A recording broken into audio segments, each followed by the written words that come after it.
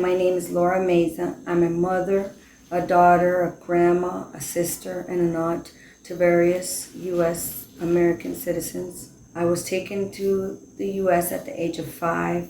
I was deported almost 12 years ago here to Costa Rica, separated from my family. I'm 41 years old now. I'm an MST survivor, an Army veteran, as well as an early childhood arrival. I grew up in the small town of San Ignacio de Acosta, about an hour away from San Jose, Costa Rica.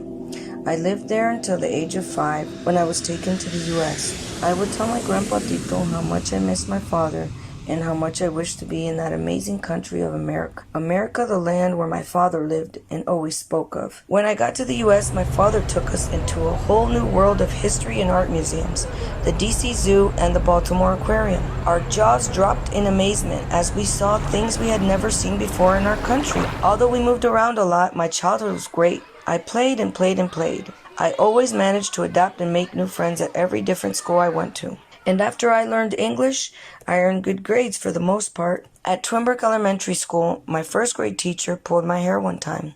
She pulled my hair just because I couldn't understand what she said to me in English. As she pulled my hair, it looked like her big bug eyes would just pop right out of their place with flaming anger. And then I realized, just like when the light bulb in cartoons show up, ding, ding, ding, enlightenment, I must learn English. It was so humiliating and embarrassing to have this happen in front of all my classmates. So my number one priority was to learn English. I watched my favorite childhood shows like Sesame Street, Mr. Rogers' Neighborhood, Fat Albert, Thomas the Train, Rainbow Bright, My Little Pony, Care Bears, and He-Man and She-Ra. After 6 months, I felt I had the power of Grayskull and was producing the language. My mission was not to ever get my hair pulled like that again. She had always had a witch-like demeanor. Poor old lady. I think she was just too old and tired of teaching. I remember once at a family dinner, one of my aunts asked my cousins and I what we wanted to be when we grew up. When she got to me, I said, "Dennis." She laughed and said, "How do you even plan on going to college if you don't even exist in this country?" It felt like a low blow. I was a very innocent little girl at the time, but I knew an offense when I heard it. I remember feeling rejection and felt like she wanted to make me feel bad because I was illegal, and she did a great job. I felt humiliated because I remember thinking, what do I say to that? It's true. Exactly nothing. I just looked at the ground with sadness and embarrassment. My first job ever was at Chuck E. Cheese at the age of 15. I was illegal then, but at the time I was able to get a job without being asked for a work permit or green card. I remember I was planning to buy myself some clothes at that stage in your life when you're all about looking good and finding your identity. When I got my first check, I went running to my dad to show him with a heart full of pride and joy that I worked and earned my own money. A whole entire paycheck. Although my plans of getting a cute pair of blue jeans was ruined, I was proud to contribute to the household bills as he took my first check and said, "Thank you.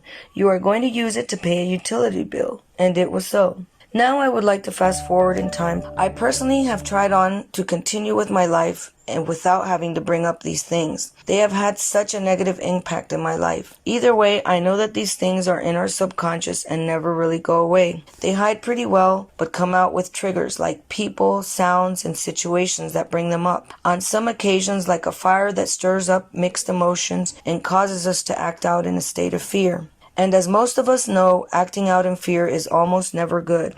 I hope this can cause awareness and open doors for new laws that will help my fellow veteran brothers and sisters, as well as myself. At least there will be knowledge of the awful things that some of us go through. Later, finding yourself in a really bad, helpless mental state. This state is nowhere. You lose yourself, your dreams, your goals, and all you want to do is disappear. It's a place where there is no reasoning nor clarity, only much, much pain. I want to help cause awareness not only on what happened to me, but what has probably happened to many of my fellow deported veterans. In particular, my mental health issues that I've had to deal with. I am a victim of MST, which stands for military sexual trauma.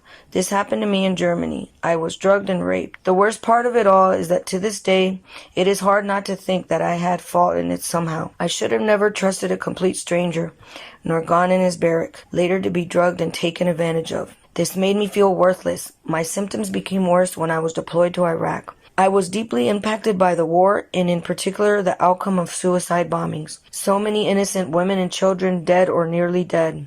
These horrible scenes have changed my mind and even the way I perceive and see things. After coming back from Iraq, I began to self-medicate with drugs and alcohol, which led me to another awful incident in which I was arrested by Baltimore County Police Department for being a rape victim, discouraged from pressing charges, and even had a gun pointed to my head by one of the officers. The scariest thing was that the people who were supposed to be the heroes were my worst enemies. They finished stripping me of what little pride and dignity I had left. With this said, it is very difficult to be the same person. After all these things, I am not the same Laura I once was.